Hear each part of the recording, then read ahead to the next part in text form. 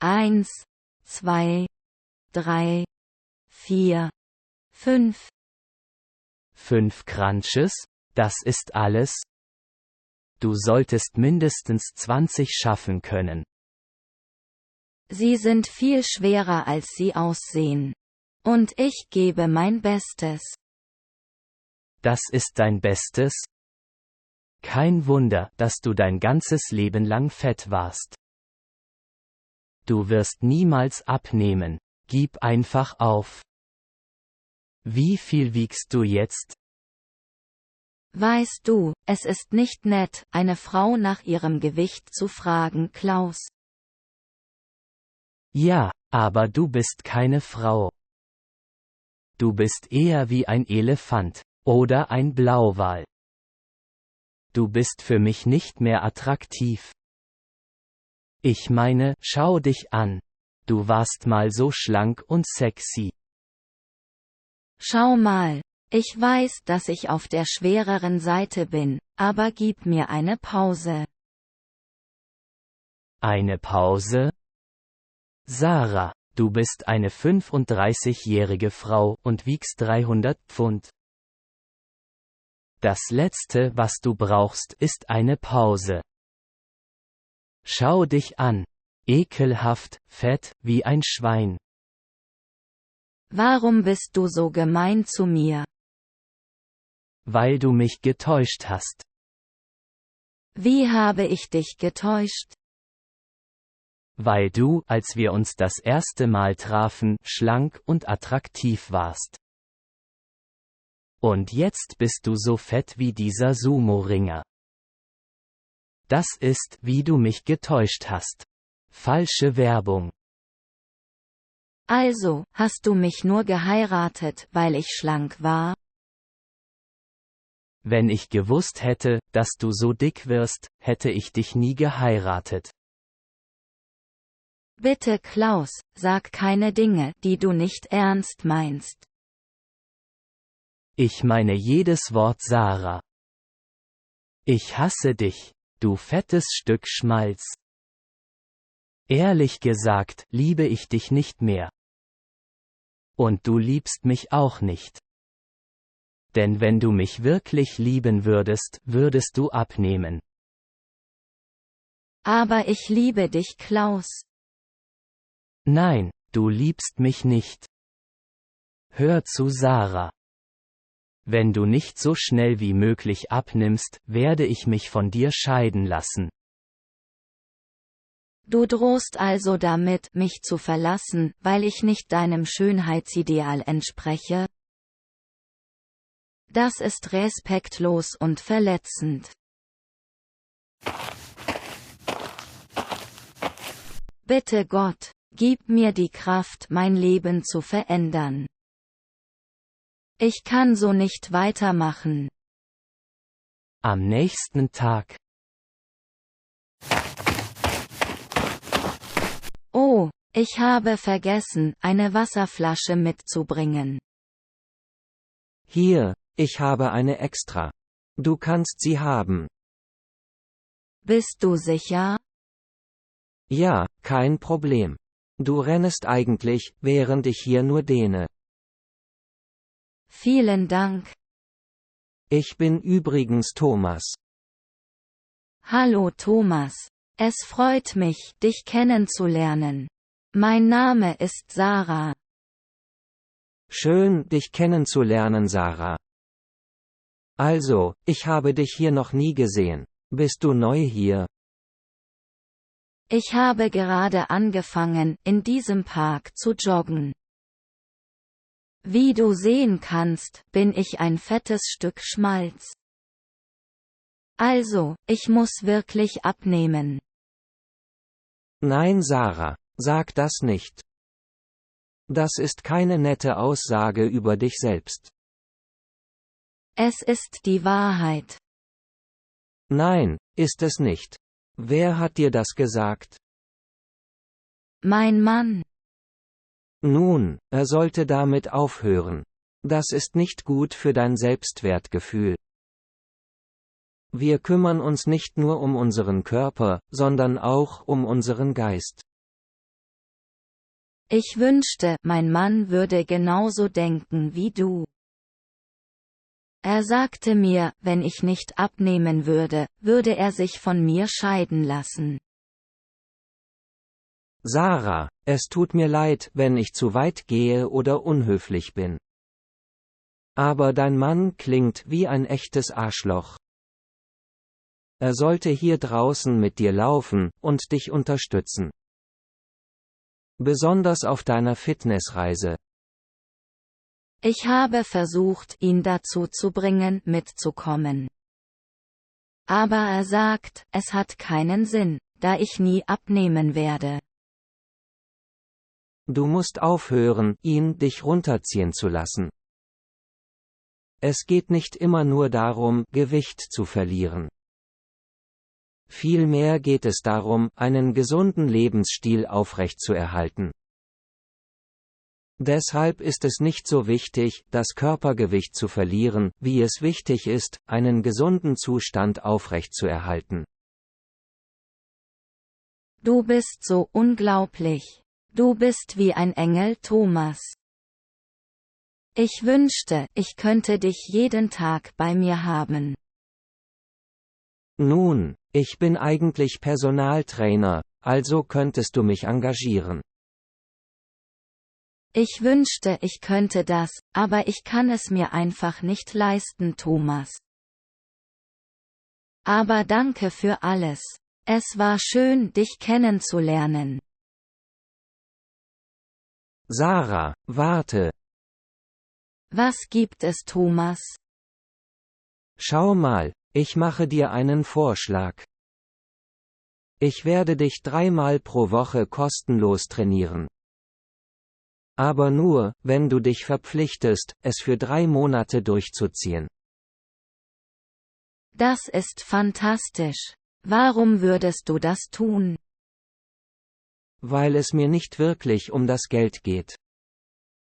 Ich tue das, um den Menschen zu helfen, ihr Leben zu verbessern und einen gesünderen Lebensstil zu führen.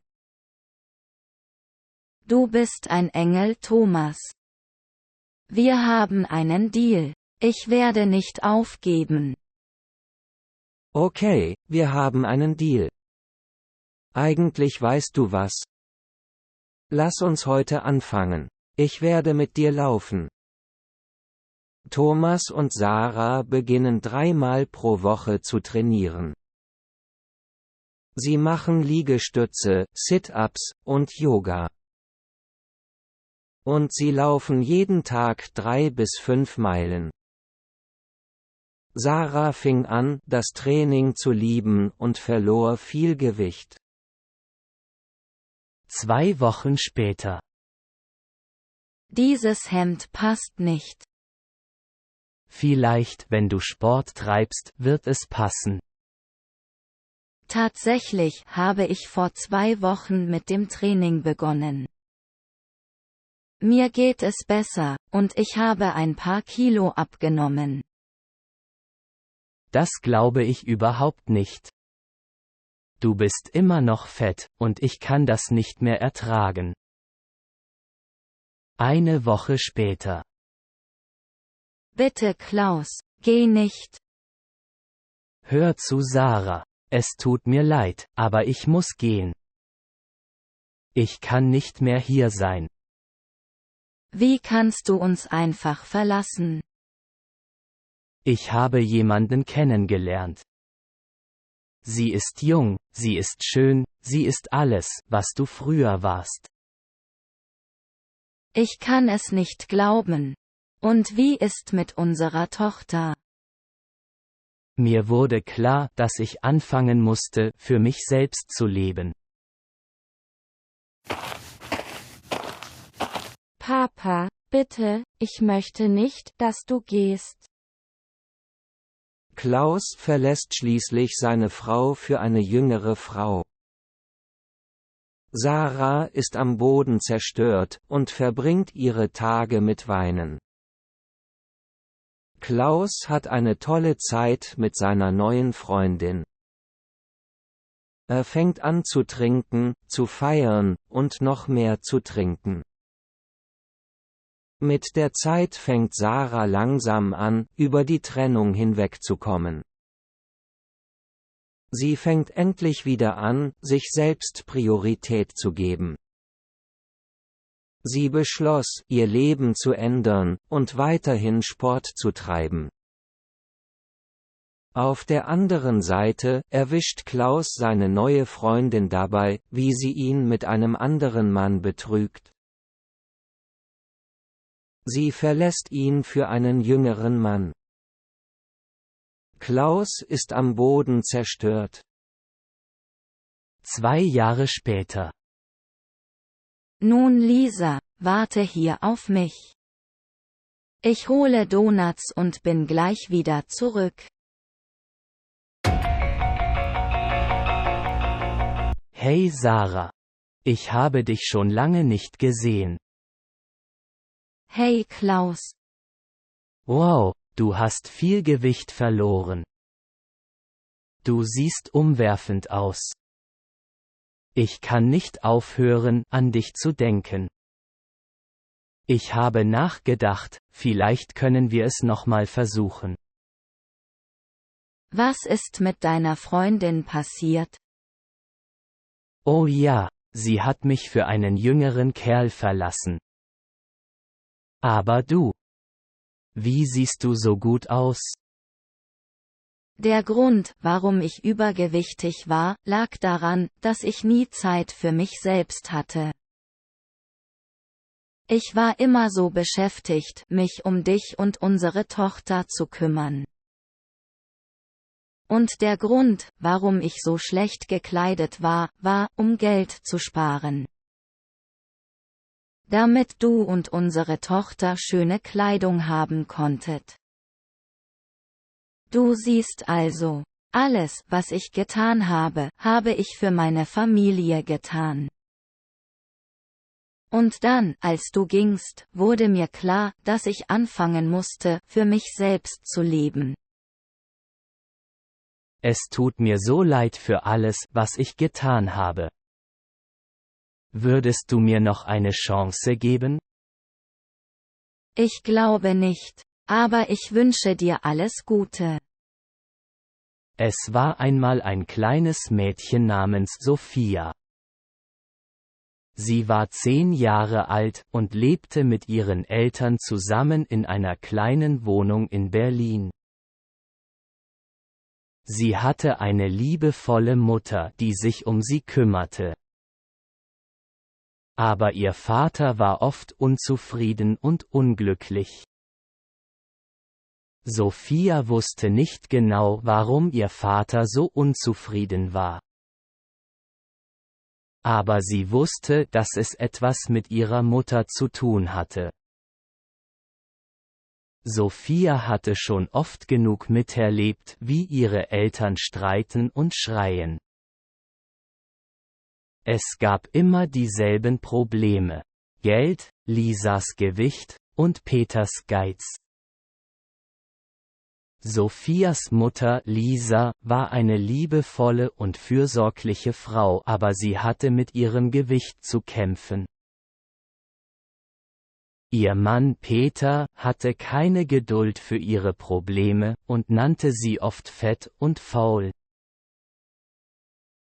Du bist so dick geworden. Hast du in letzter Zeit etwas abgenommen? Was? Wie kannst du so etwas sagen?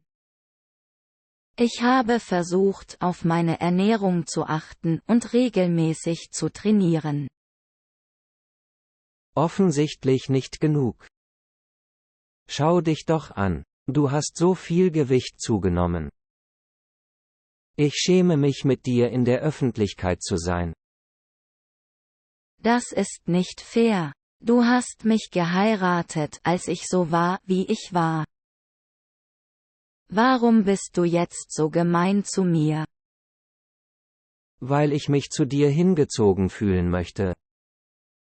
Aber ich kann einfach nicht, wenn du so fett bist. Es ist widerlich. Das ist nicht nur gemein, sondern auch verletzend.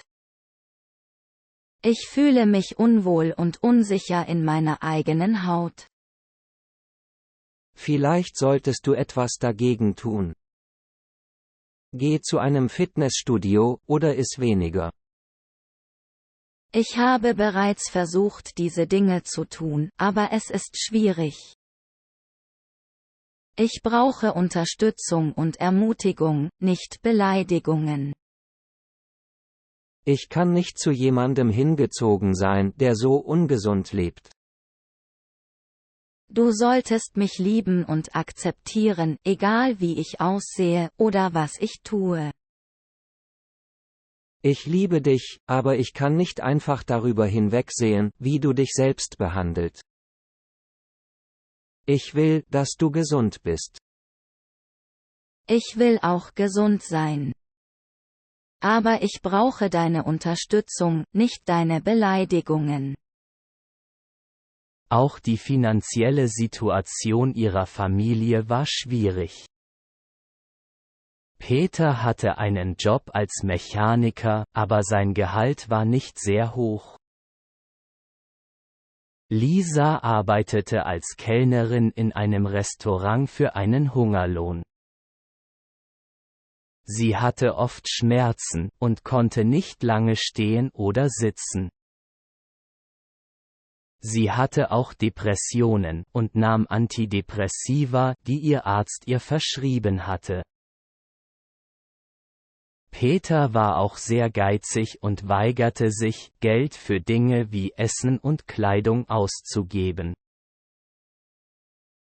Lisa musste oft in Second-Hand-Läden einkaufen, um Sophia und sich selbst mit Kleidung zu versorgen. Sophia war sehr unglücklich in ihrer Familie. Sie liebte ihre Mutter, aber sie hatte Angst vor ihrem Vater und seinen Wutanfällen. Sie konnte oft hören, wie ihre Eltern stritten und sich gegenseitig beleidigten. Sophia wollte einfach nur, dass ihre Eltern aufhören zu streiten und glücklich sind. Aber das schien unmöglich zu sein. Eines Tages bekam Sophia mit, dass ihre Eltern sich scheiden lassen wollten. Sie war am Boden zerstört und hatte Angst vor der Zukunft. Sie konnte sich nicht vorstellen, dass ihre Familie auseinanderbrechen würde. Sophia war sehr traurig, als sie zu ihrer Mutter ging und sie fragte, was passieren würde. Lisa sagte ihr, dass sie sich nicht sicher sei. Aber dass sie versuchen würde, für sie da zu sein und sie zu beschützen. Die folgenden Wochen waren für Sophia sehr schwierig. Sie sah ihre Eltern kaum noch zusammen, und die Stimmung zu Hause war sehr angespannt. Ihr Vater war sehr ungeduldig und gereizt. Während ihre Mutter versuchte, stark zu bleiben und sich um Sophia zu kümmern. Eines Tages kam Sophia von der Schule nach Hause und fand ihre Mutter weinend in der Küche. Lisa erzählte ihr, dass ihr Vater gegangen sei und dass er nicht mehr zurückkommen würde. Sophia war schockiert und wusste nicht, was sie tun sollte. Sie hatte Angst davor, was die Zukunft bringen würde. In den nächsten Monaten war das Leben für Sophia sehr schwierig. Sie und ihre Mutter hatten nicht viel Geld und mussten in eine kleinere Wohnung ziehen. Sophia musste auch die Schule wechseln, was ihr schwer fiel, weil sie ihre Freunde vermisste. Aber das Schlimmste von allem war, dass Sophia ihre Mutter so unglücklich sah. Lisa hatte Schwierigkeiten, allein für Sophia zu sorgen. Sie hatte nicht genug Geld, um Essen zu kaufen. Und sie musste oft Überstunden machen, um die Miete zu bezahlen. Sophia sah, wie müde und gestresst ihre Mutter war, und sie konnte nicht anders, als sich schlecht zu fühlen. Sophia vermisste ihren Vater manchmal, aber sie wusste, dass er ihr und ihrer Mutter nicht gut getan hatte. Sophia versuchte, ihrer Mutter so gut wie möglich zu helfen. Sie half beim Kochen und beim Aufräumen und versuchte, so wenig wie möglich Geld auszugeben. Aber das war nicht immer einfach. Besonders wenn Sophia mitbekam, wie andere Kinder in der Schule über ihre Kleidung oder ihr Essen lachten.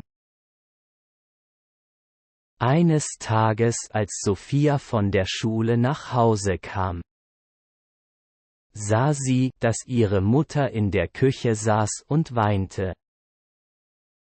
Sophia wusste sofort, dass etwas nicht stimmte. Lisa erzählte ihr, dass sie ihren Job verloren hatte und nicht wusste, wie sie die Miete bezahlen sollte.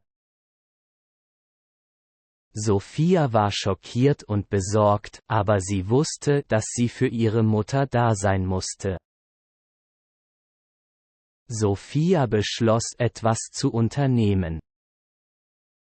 Sie begann im Supermarkt nach Angeboten zu suchen und sich Gedanken darüber zu machen, wie sie und ihre Mutter mit wenig Geld überleben konnten. Sie schrieb auch einen Brief an ihren Vater und bat ihn um Hilfe, aber er antwortete nie. In den nächsten Wochen kämpfte Sophia darum, für ihre Familie zu sorgen. Sie half ihrer Mutter bei der Jobsuche und begann, Zeitungen auszutragen, um ein wenig Geld zu verdienen. Aber es war nicht genug, um die Rechnungen zu bezahlen. Sophia war verzweifelt und verängstigt. Eines Tages bekam Sophia eine Idee. Sie beschloss, einen Flohmarkt zu veranstalten und all ihre alten Spielsachen und Kleidung zu verkaufen. Sie bat ihre Freunde um Spenden und organisierte alles selbst. Der Flohmarkt war ein Erfolg. Und Sophia und ihre Mutter konnten genug Geld verdienen, um die Miete zu bezahlen und etwas zu essen zu kaufen. Eines Tages besuchte Peter Lisa in ihrer neuen Wohnung. Er war betrunken und sagte, dass er sie vermisste. Aber Lisa wusste, dass er sich nicht geändert hatte. Und dass er immer noch der gleiche Mann war, der sie beleidigt und verletzt hatte. Sie sagte ihm, dass er gehen sollte und dass sie ihn nie wieder sehen wollte. Sophia hatte Angst vor ihrem Vater, aber sie war auch traurig, dass er nicht mehr Teil ihres Lebens war. Doch sie wusste, dass es besser war, ohne ihn zu leben. Die Jahre vergingen und Sophia wurde älter und selbstständiger. Sie ging zur Universität und studierte Psychologie. Sie wollte anderen Menschen helfen, die ähnliche Probleme hatten wie ihre Familie. Lisa war stolz auf sie und unterstützte sie bei ihrem Studium. Eines Tages erhielt Sophia einen Anruf von ihrem Vater. Er war schwer krank und bat um Vergebung. Sophia war überrascht und wusste nicht, was sie tun sollte. Doch Lisa sagte ihr, dass sie ihm vergeben sollte, wenn sie es konnte. Sophia besuchte ihren Vater im Krankenhaus und sprach mit ihm. Er entschuldigte sich für all die Schmerzen, die er ihr zugefügt hatte, und sagte, dass er seine Fehler bereute. Sophia wusste nicht, ob sie ihm vergeben konnte. Aber sie entschied sich, ihm eine zweite Chance zu geben. Sie besuchte ihn regelmäßig im Krankenhaus und sprach mit ihm über ihre Vergangenheit und ihre Gefühle. Es war nicht einfach, aber sie fühlte sich erleichtert und befreit, als sie ihm endlich vergeben konnte. Einige Monate später starb ihr Vater und Sophia war traurig. Aber sie wusste, dass sie ihm vergeben hatte und dass er in Frieden gehen konnte. Sophia schloss ihr Studium ab und begann als Therapeutin zu arbeiten. Sie half vielen Menschen, die ähnliche Probleme hatten wie ihre Familie. Sie und ihre Mutter lebten in ihrer kleinen Wohnung und hatten genug Geld, um sich ihre Bedürfnisse zu leisten. Sie hatten gelernt, dass Geld nicht alles im Leben ist und dass Liebe und Unterstützung viel wichtiger sind. Du bist so hübsch, Maria. Ich liebe dich. Wirklich? Ja. Ich kann nicht ohne dich leben. Du bist mein Herzschlag. Peter? Sarah? Was machst du hier? Was machst du mit diesem Mädchen? Wer ist sie? Wer bist du? Woher kennst du Peter? Peter ist mein Freund. Er hat mir gesagt, dass er mich heiraten wird. Was? Warum lügst du? Ich kenne dich nicht, fetter Büffel. Was hast du gesagt? Du kennst mich nicht? Wie konntest du mir das antun? 2 Wochen vorher.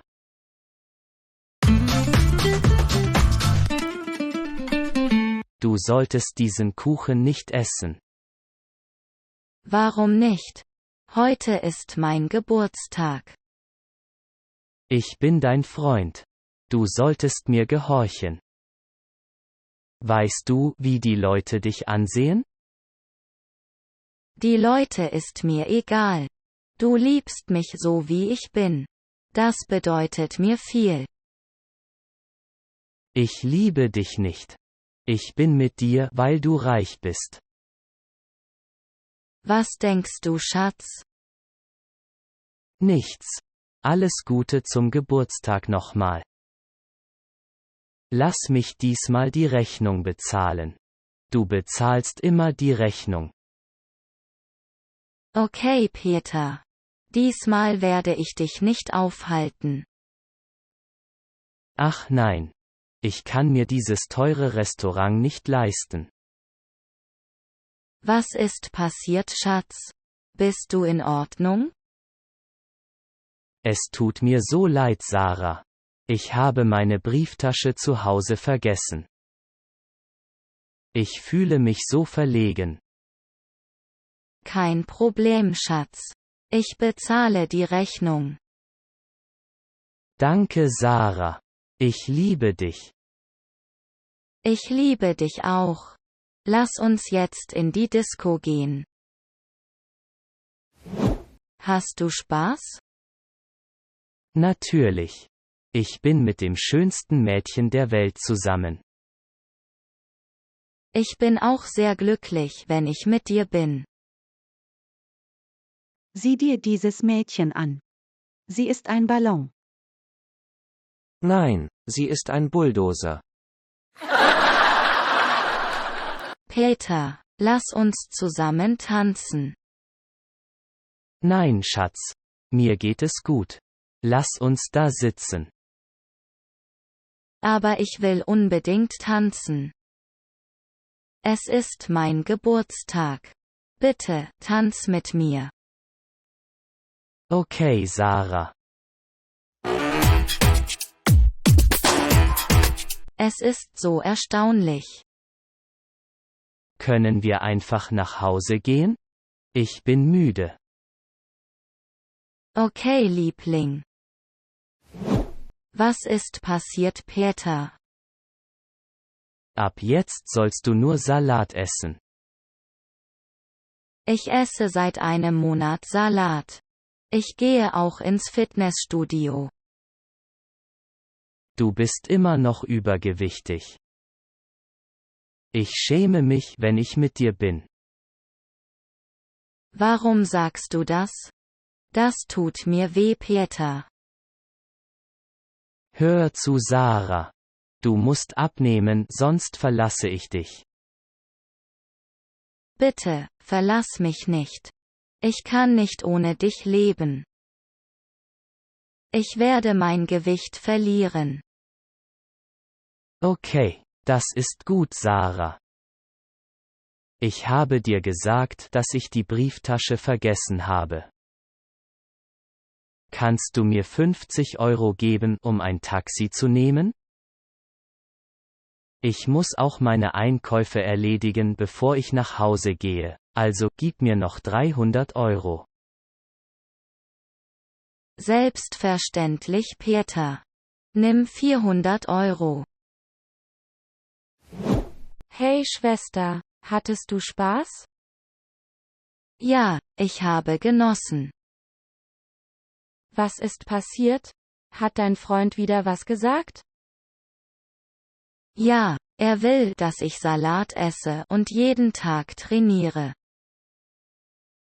Salat ist nicht genug für die Gesundheit. Du wirst krank. Er mag dünne Mädchen. Ich liebe ihn wirklich. Liebt er dich? Ja, er liebt mich sehr. Nein, er nutzt dich aus, weil du reich bist. Dick zu sein ist kein Verbrechen. Wenn er dich wirklich liebt, sollte er dich so akzeptieren, wie du bist. Nein, Schwester. So ist Peter nicht. Er kümmert sich nur um mich. Hey Lisa, wie war dein Date mit Peter letzte Woche? Er ist ein Lügner. Er hat mich betrogen. Er wird Maria heute Abend treffen. Wirklich? Es tut mir so leid, das zu hören. Schau dir dieses dicke Mädchen an. Wie hässlich sie ist. Ja. Weißt du, dass Peter dieses Mädchen auch ausnutzt? Sie ist sehr reich. Sie und ihre Schwester haben von ihrem Vater ein großes Unternehmen geerbt. Was sagst du? Peter nutzt dich aus. Er wird Maria heute Abend treffen. Er ist ein Spieler. Jeder kennt ihn. Du lügst. Peter kann mich nicht täuschen. Er wird heute Abend in der Bar sein. Maria hat uns das erzählt. Du kannst gehen und alles sehen. Sie könnte einfach seine Freundin sein. Ob du es glaubst oder nicht, es ist uns egal. Du bist so hübsch, Maria. Ich liebe dich. Wirklich? Ja, ich kann nicht ohne dich leben. Du bist mein Herzschlag. Peter? Sarah? Was machst du hier? Was machst du mit diesem Mädchen? Wer ist sie? Wer bist du? Woher kennst du Peter? Peter ist mein Freund. Er hat mir gesagt, dass er mich heiraten wird. Was? Warum lügst du? Ich kenne dich nicht, fetter Büffel. Was hast du gesagt? Du kennst mich nicht? Wie konntest du mir das antun? Hey Fett. Warum beschuldigst du meinen Freund? Er mag keine dicken Mädchen. Ich hasse dich, Peter. Du hast mich für mein Geld ausgebeutet.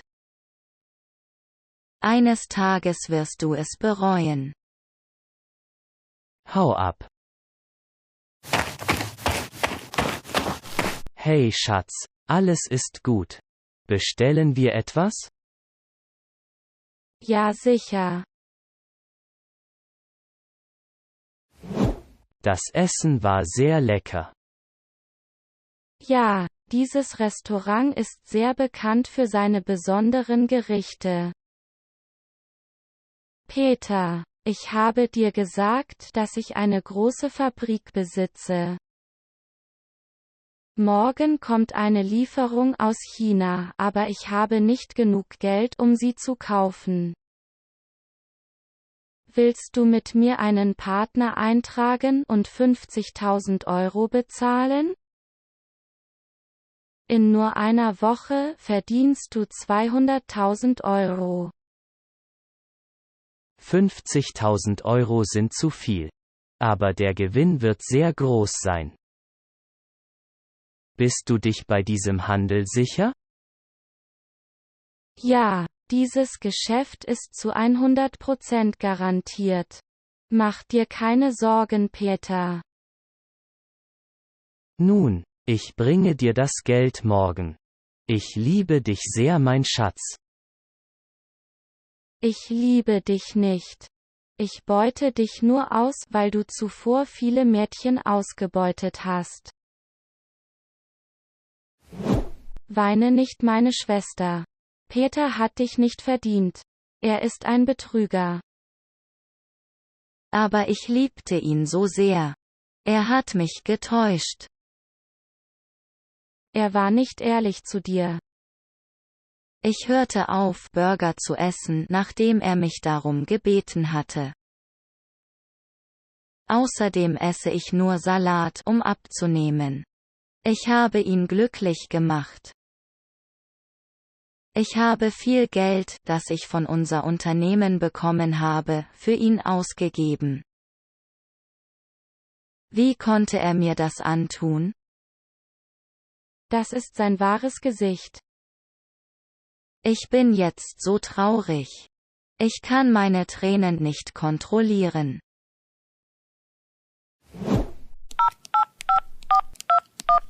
Hallo Maria. Wie geht's dir? Peter, die Lieferung ist auf See gesunken. Wir haben unser ganzes Geld verloren. Es tut mir so leid, dir das zu sagen. 2 Monate später. Du siehst umwerfend aus, Sarah. Vielen Dank. Du siehst auch gut aus. Sarah? Hey Peter. Lange nicht gesehen. Wie geht es dir? Mir geht es sehr gut, danke. Sarah, es tut mir wirklich leid. Wo ist deine Freundin? Sie hat mich verlassen. Sie hat mich ausgebeutet. Sie hat mein ganzes Geld genommen. Sarah, wer ist er? Wo bist du? Ich bin ihr Ehemann. Ehemann? Ja, er liebt mich sehr. Er kümmert sich um mich. Ist dir ein dickes Mädchen nicht peinlich? Was sagst du, Mann? Fett zu sein ist kein Verbrechen. Sie ist das süßeste Mädchen der Welt. Danke, mein Schatz. Du hast mich so akzeptiert, wie ich bin. Ich liebe dich sehr. Lass uns jetzt gehen. Ich vermisse dich so sehr, meine süße Frau. Bist du bereit, Baby zu spielen? Natürlich nicht. Es sieht so aus, als wärst du dicker geworden. Ich glaube nicht, dass ich dicker werde. Aber Schatz, du weißt, dass ich nicht mehr wie früher ins Fitnessstudio gehen kann. Ich habe im Krankenhaus Überstunden gearbeitet. Kannst du nicht trainieren, bevor du ins Krankenhaus gehst?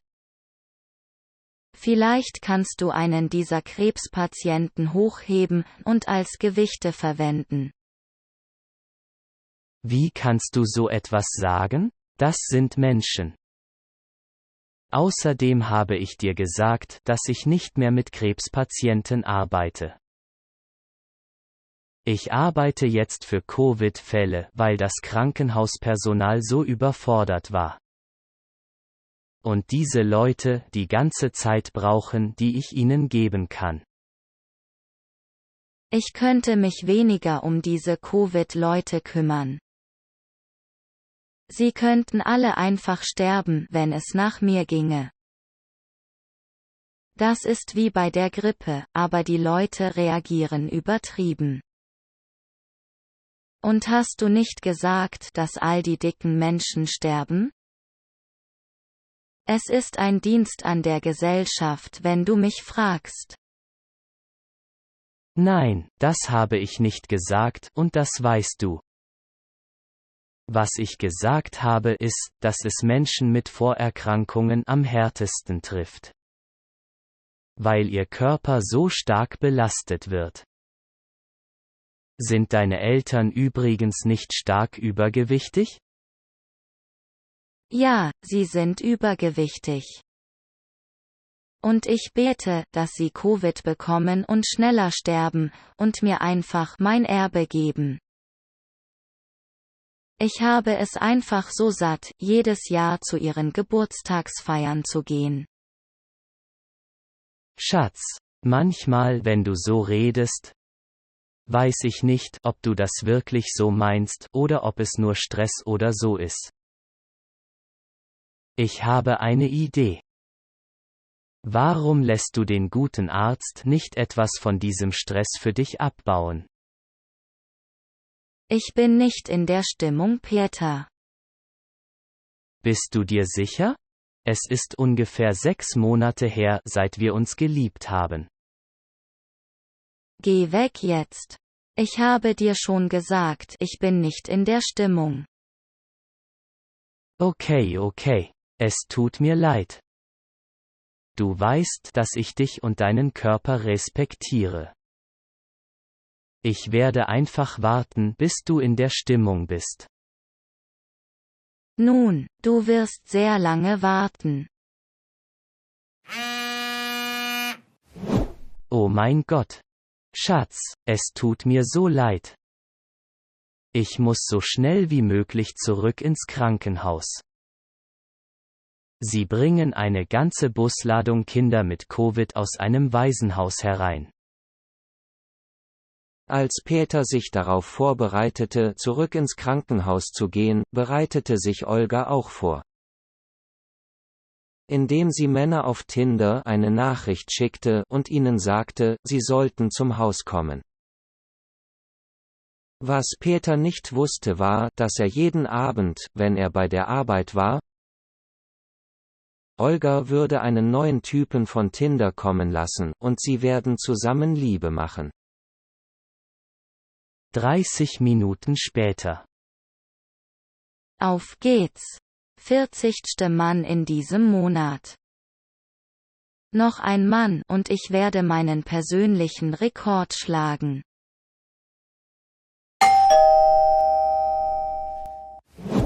Olga? Schwarzer Herkules. Nun, das war rassistisch. Aber da ich dich wirklich hart bestrafen werde, werde ich es zulassen. Während Olga und Max im Bett waren, war Peter auf dem Rückweg vom Krankenhaus.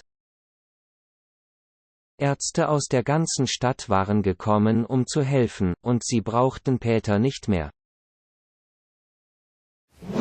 Schatz, ich bin zu Hause. Ich habe dir ein paar deiner Lieblingsschokoladen gekauft. Ich weiß, dass du sie wahrscheinlich schon eine Weile nicht mehr hättest, seit du auf Diät warst. Olga, wo bist du? Sorry Bruder, sie hat schon genug Schokolade für das ganze Jahr. Olga? Oh mein Gott, was machst du? Ist dir nicht klar, was ich mache, Peter? Ich mache Liebe mit einem Mann, der ins Fitnessstudio geht und nicht immer arbeitet. Aber ich liebe dich von ganzem Herzen. Erinnerst du dich an unser Eheversprechen? Für die guten und die schlechten Zeiten? Es ist okay. Wir können zur Beratung gehen. Das könnten wir noch klären. Schau, Peter, Max hat mich heute Nacht die ganze Nacht trainiert. Außerdem liebe ich dich nicht, okay? Ich wollte nur die Aufmerksamkeit und die Geschenke, die mit Hochzeiten einhergehen. Du wirst alt und kannst meine sexuellen Wünsche nicht befriedigen. Du verbringst gerne die meiste Zeit mit deinen Patienten im Krankenhaus. Außerdem warst du fit, als ich dich traf. Jetzt schau dich an, fett wie ein Schwein. Du wirst widerlich. Du verdienst jetzt keine schöne Frau wie mich. Aber ich liebe dich so sehr. Ich liebe dich von ganzem Herzen. Bitte verlass mich nicht. Auf Wiedersehen, Peter. Du kannst jetzt die ganze Zeit im Krankenhaus leben. Olga packte ihre Sachen und ging mit Max. Nach 3 Monaten Arbeit an sich selbst konnte Peter sein Leben wieder in den Griff bekommen. Er bekam sogar eine Beförderung im Krankenhaus und wurde einer ihrer Top-Ärzte. Er fing an zu trainieren und sich in Form zu bringen. In der Zwischenzeit sah es für Olga nicht so gut aus. Später stellte sie fest, dass Max keinen Job hatte. Olga fand auch heraus, dass Max nur ins Fitnessstudio geht und Steroide nimmt. Er würde aus dem Fitnessstudio nach Hause kommen und sie dann misshandeln. 3 Monate später. Olga? Das ist eine Überraschung. Wie läuft es mit Max? Nun, Max ist ein Fitnessstudio-Freak. Das ist alles, woran er denkt. Über etwas anderes können wir nicht sprechen. Und er behandelt mich wie Müll, also musste ich ihn verlassen. Oh, ich bin froh, dass du den Mut hast, für dich selbst einzustehen und ein besseres Leben zu finden. Ja, genau. Und wer sonst könnte mir ein besseres Leben ermöglichen als du? Du bist mein Mann und mein Lieblingsarzt auf der Welt. Ehrlich gesagt, ich bin dein Ex-Mann. Es tut mir leid, Olga, aber ich habe ein neues Leben begonnen. Ich habe endlich gelernt, mich selbst zu respektieren und wertzuschätzen. Und ich könnte niemals mit jemandem wie dir zusammen sein. Ich habe endlich gelernt, mich selbst zu respektieren und wertzuschätzen. Und ich könnte niemals mit jemandem wie dir zusammen sein. Außerdem habe ich jetzt jemanden, der neu ist. Und sie liebt mich für das, was ich bin, und nicht dafür, wie meine Bauchmuskeln aussehen. Außerdem habe ich jetzt jemanden, der neu ist. Und sie liebt mich für das, was ich bin, und nicht dafür, wie meine Bauchmuskeln aussehen. Du verdienst jetzt keinen loyalen Mann wie mich. Aber Peter, ich liebe dich. Du siehst nicht so gut aus. Du solltest diesen Husten wahrscheinlich untersuchen lassen. Es könnte Covid sein. Auf Wiedersehen, Olga. Wenn Ihnen dieses Video gefallen hat, klicken Sie auf Gefällt mir. Und vergessen Sie nicht, den Kanal zu abonnieren und die Glocke für weitere Unterrichtsstunden zu aktivieren.